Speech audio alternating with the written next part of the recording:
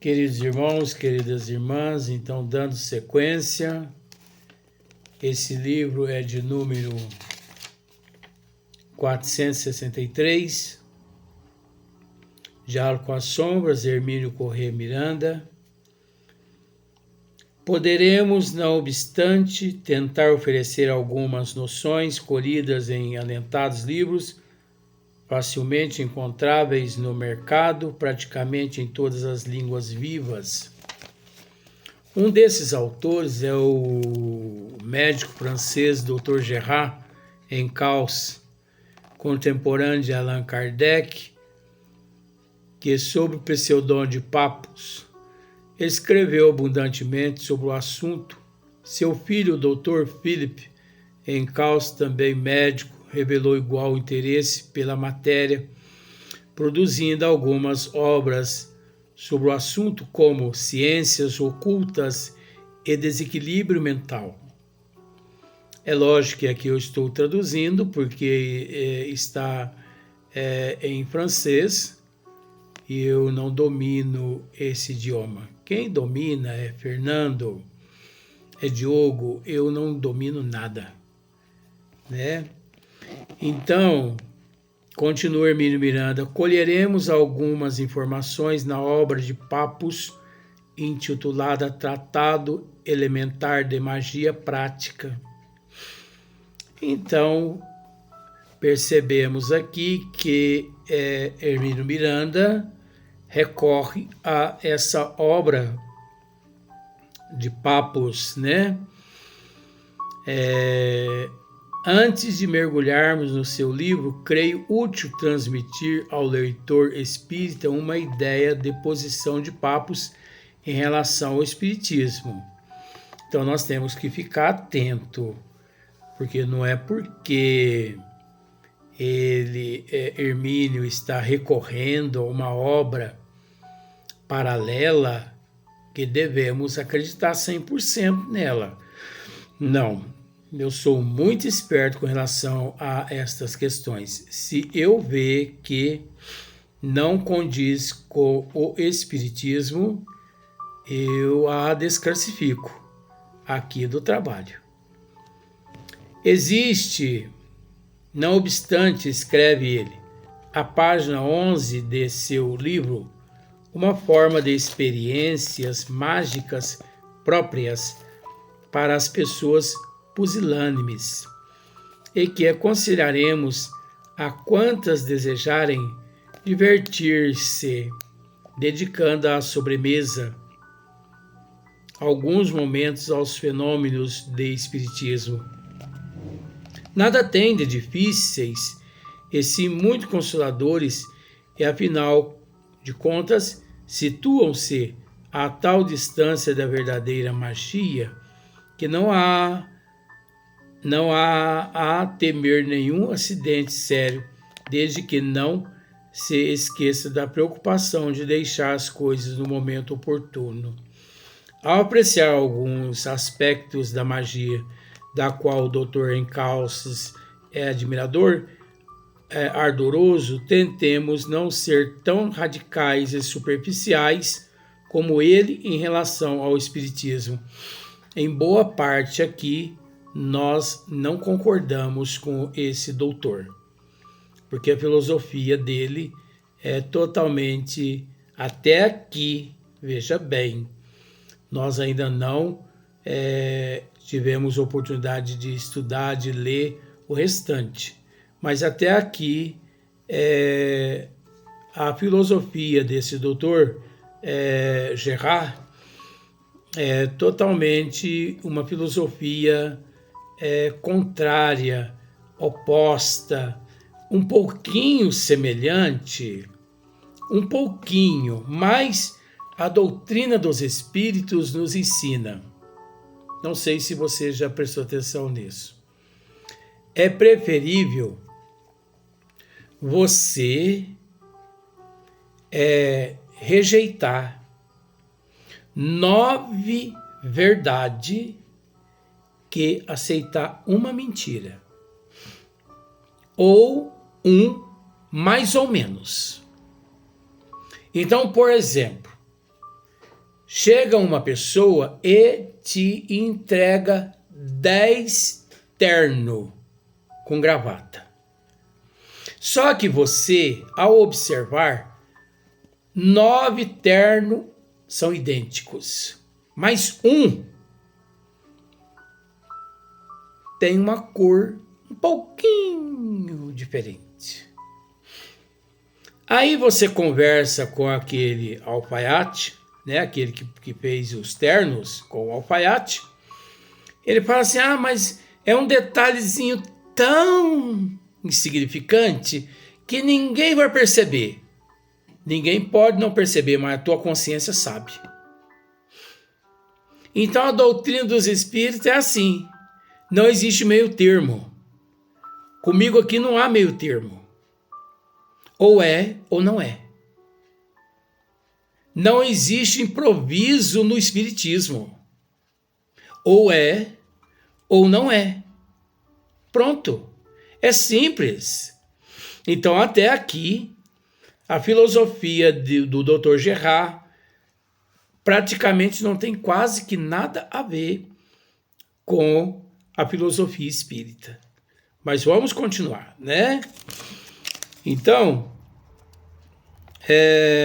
nada tem de difíceis e sim muito consoladores, e afinal de contas, situam-se a tal distância da verdadeira magia que não há a temer nenhum acidente sério, desde que não se esqueça da precaução de deixar as coisas no momento oportuno.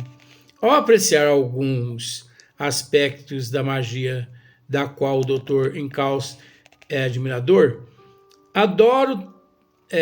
ardoroso, tentemos não ser tão radicais e superficiais como ele em relação ao espiritismo. Papus acata o princípio, também lembrado por Sr. James Frazer, acima citado, segundo o qual o mecanismo da magia precisa de um veículo entre a vontade humana e as coisas inanimadas. Na opinião do Sr. James, toda magia baseia-se na lei da simpatia, ou seja, as coisas atuam umas sobre as outras. A distância, por estarem secretamente ligadas entre si por laços invisíveis. Muito claro isso aqui. Aí sim. Só que é preciso entender que essa parte aqui já não foi tratado pelo Dr. Gerard, né? E sim por Sr. James. Para isso, escreve Papus: o operador deverá aplicar sua vontade. O operador deverá aplicar sua vontade, não sobre a matéria. É lógico. Isso é muito interessante. O operador não deverá aplicar sua vontade não sobre a matéria. Voltando, o operador deverá aplicar sua vontade não sobre a matéria, mas sobre aquilo que incessantemente o modifica. Então não adianta eu pegar o teu nome, ou, por exemplo, não adianta eu pegar uma camisa, e mentalizar a camisa e impregnar a camisa de magnetismo negativo. Eu tenho que me apoiar mentalmente em você. Aí sim eu consigo te desequilibrar. É o que eles estão querendo dizer aqui. Mas sobretudo aquilo que incessantemente a modifica. O que a ciência oculta denomina o plano de formação do mundo material, ou seja, o plano astral. É óbvio. O primeiro destaque é meu, o segundo original. Esse plano os magos concebem como sendo as forças da natureza, nas quais, por certo, tanto se utilizam os trabalhadores do bem como os outros. É lógico, porque é uma energia neutra. Então, tanto os trabalhadores do bem quanto os trabalhadores, vou usar o termo, do mal, eles buscam na natureza de Deus, no mineral, no vegetal, no animal, na biodiversidade. Esse elemento neutro que obedece o chamado mental daquele. Então, por exemplo, tenho eu aqui à minha frente 2 quilos desse elemento que eu extraí da natureza, das árvores, dos rios, das cachoeiras, dos animais, das plantas, do mineral, do vegetal. Então esse elemento, ele é neutro. Então, se eu deposito nesse elemento sentimentos negativos e direciono esse elemento a algum indivíduo, esse elemento causa dano naquele indivíduo, desde que aquele indivíduo se encontre, que ele esteja desestruturado. Como também, se eu procuro impregnar esse elemento de sentimentos bons, esse elemento eu direciono ele a uma pessoa enferma e esse elemento ele se transforma no antídoto, no unguento, e ele restabelece a saúde física daquele enfermo. Então você observa que é um elemento neutro, né? Que é esse material, ou seja, o plano astral. Esse plano, os magos concebem como sendo as forças da natureza, das quais, por certo, tanto se utilizam os trabalhadores do bem como os outros. Tanto é verdade que nós vamos chegar numa parte aqui na frente, que os benfeitores espirituais, à noite, eles recorrem à natureza de Deus aqui na Terra. Eles recorrem à biodiversidade. E a biodiversidade está relacionada à biodiversidade o mineral, o vegetal e o animal. Vamos lá? Não cabe dúvida, prossegue Papos, que são as forças da natureza que o mágico deverá pôr em ação.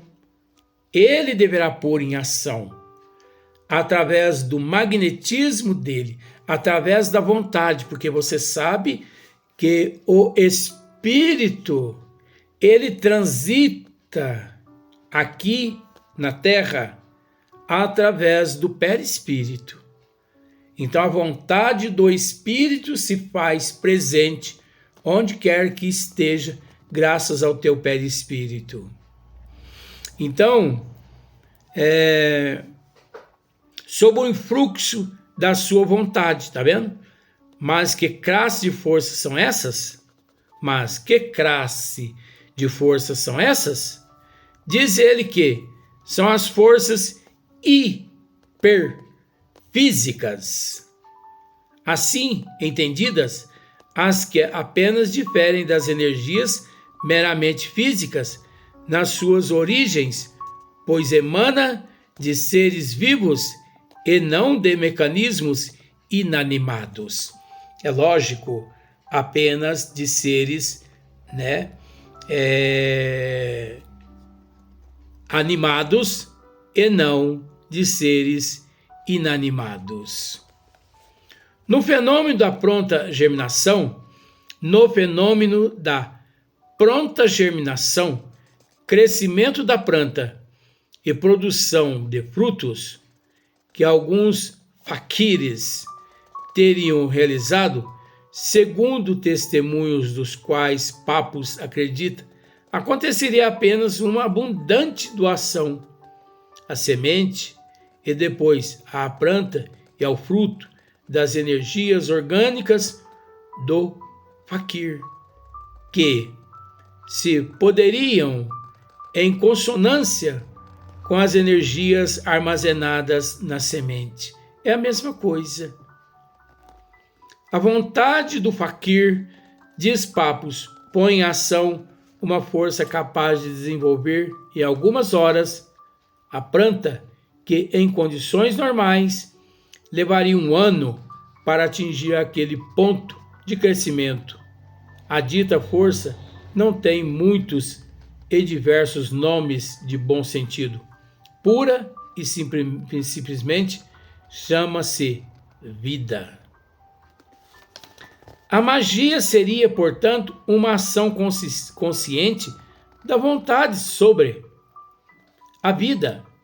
A definição completa proposta por Pappus é a seguinte: é a aplicação da vontade humana dinamizada à evolução rápida das forças vivas da natureza. Olha que maravilha! É a aplicação da vontade humana dinamizada à evolução rápida das forças vivas da natureza. Agora, isso é muito complexo, porque quais os seres que possuem estas condições de controlar a natureza de Deus? Porque, de acordo conforme aqui ele está dizendo, é natural que o indivíduo precisa ser dotado de uma certa capacidade, de um certo controle. Ele precisa ser um bom administrador disciplinado entre caráter e moral. Caso contrário, é complicado. Então nós aceitamos, sim, de certa parte, estas recomendações, colocações de Dr. Gerard, mas é preciso estudar um pouquinho mais.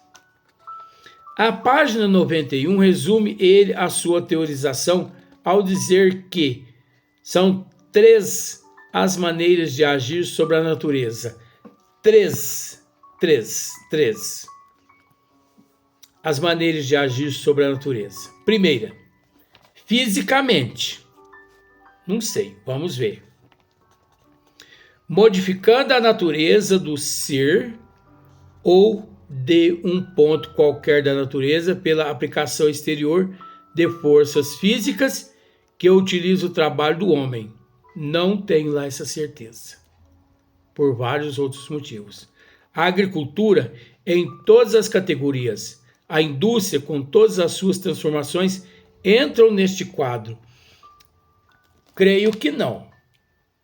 No nível que nós nos encontramos, 2024, creio que o ser humano ele ainda não possui qualidades capazes suficiente de agir dessa forma. Por exemplo, modificando a estrutura do ser ou de um ponto qualquer da natureza pela aplicação exterior de forças físicas que utilizam o trabalho do homem.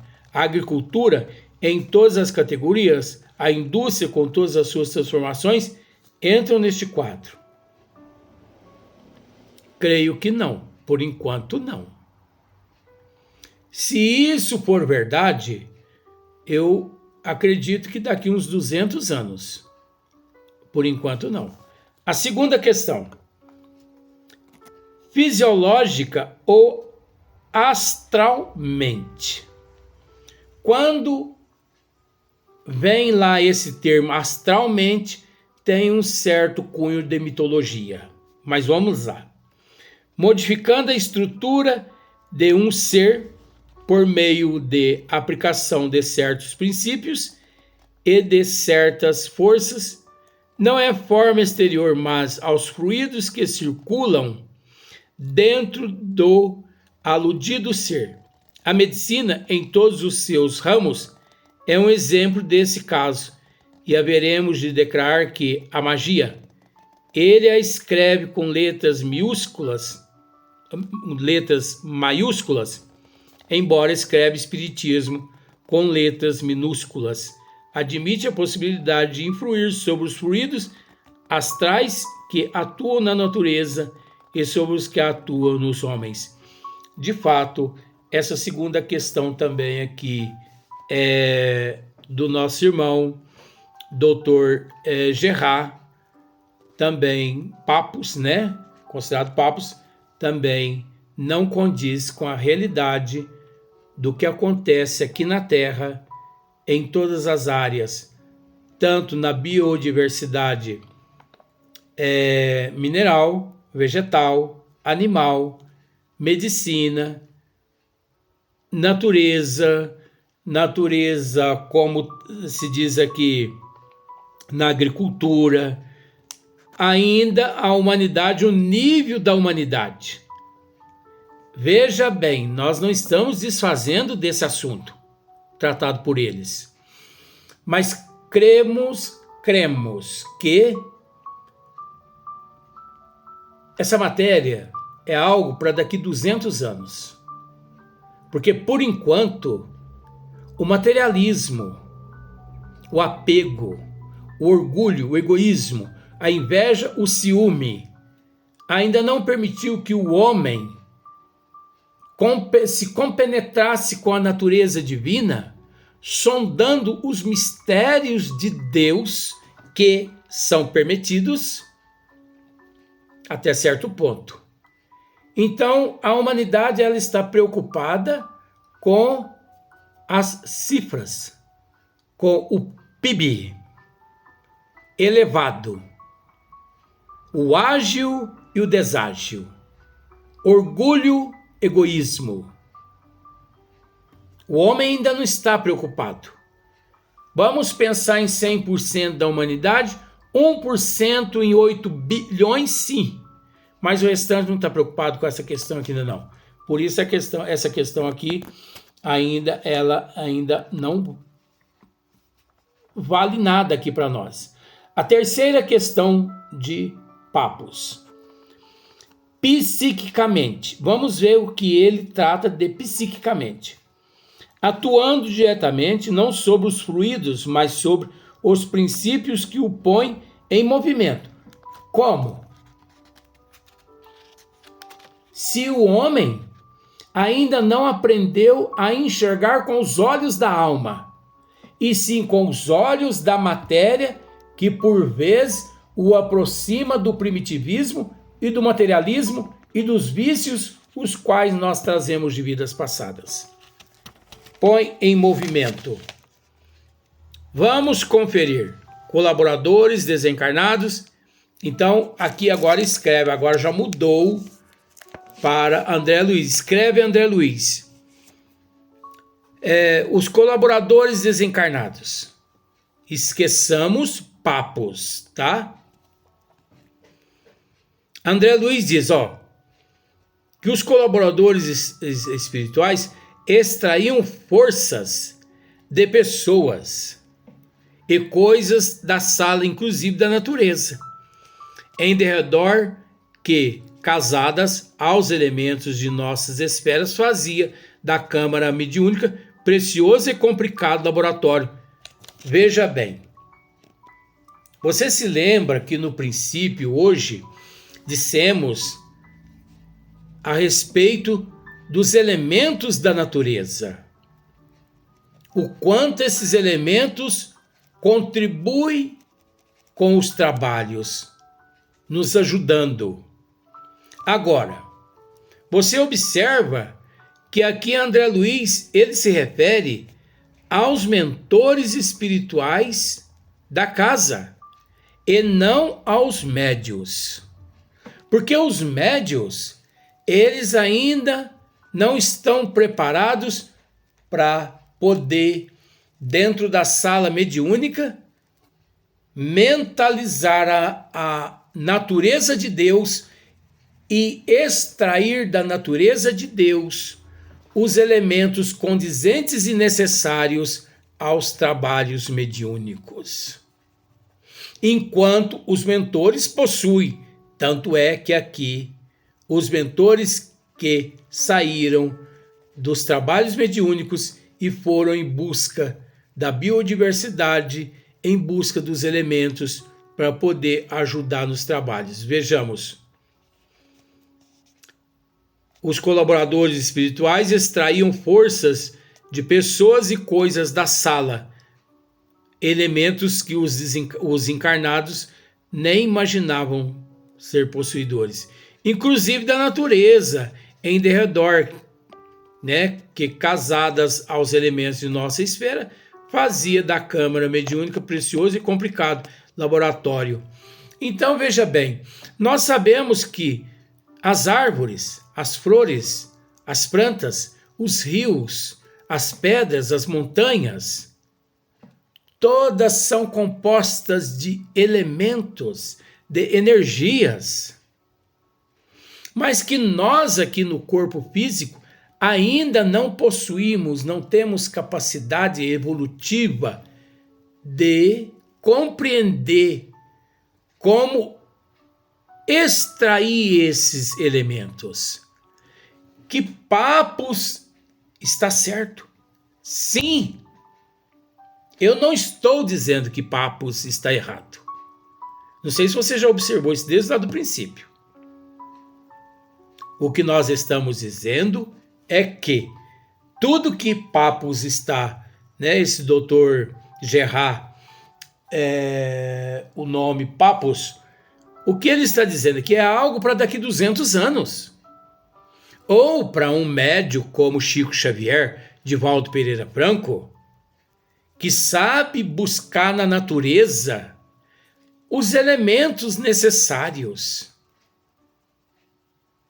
da cachoeira, dos riachos, das árvores, das plantas, das pedras, das montanhas, do ar, do oxigênio, da natureza de Deus. Então nós, por exemplo, muitas pessoas pegam uma pedra e eles não têm noção de que aquela pedra ali, ela é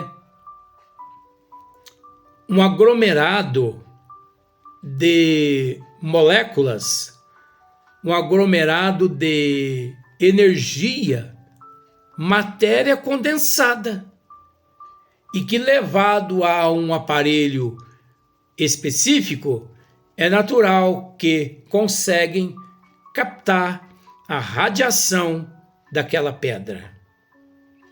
Então nós vivemos em meio a milhões de espécies de elementos e de irradiações invisível aos nossos sentidos, aos nossos olhos, devido à nossa precariedade evolutiva. Agora, existe aqueles médios sensitivos, aqueles médios de efeito físico mais disciplinados, que parcamente eles conseguem sim extrair pouquinho que seja desses elementos. É aí que mora a questão. Com o conhecimento dos desígnios de Deus, eles conseguem eliminar até certos tipos de câncer do organismo físico, mesmo sendo prova e expiação dentro do mérito de cada paciente. Mas, e aqueles negativos? Também, porque o que importa é a condição do ser em saber extrair, até porque esses elementos, eles são neutros. Eles atendem tanto um quanto o outro. Nós vamos dar sequência no próximo vídeo, no próximo dia.